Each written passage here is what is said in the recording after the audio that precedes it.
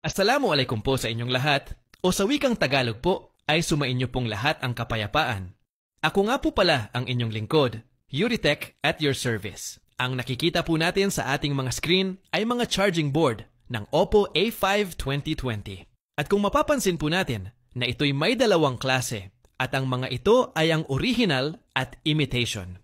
Malalaman po natin sa videong ito kung bakit hindi ko po nire-rekomendang magpalit po tayo agad ng charging board kung may charging issue ang ating telepono. Para po sa akin ay hanggat maaari po ay kumpunihin po muna natin ang charging board sa pamamagitan po ng pagpapalit po lamang ng charging port sa kadahilanang mas the best pa rin po ang performance ng original kesa po sa imitation. Ang mga original po kasi ay kumpleto po ng mga pyesa na nakakatulong sa magandang performance sa charging, signal, sound at voice record.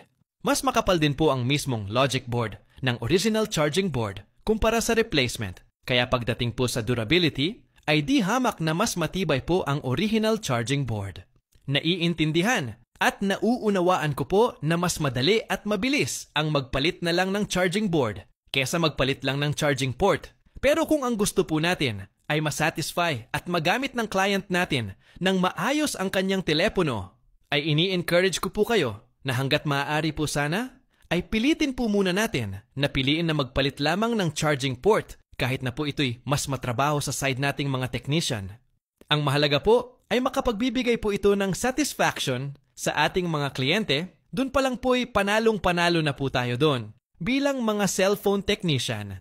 Believe me po na napakasarap po sa pakiramdam kapag alam po natin sa mga sarili natin na maayos at dekalidad ang ibinigay nating serbisyo sa ating mga kliyente.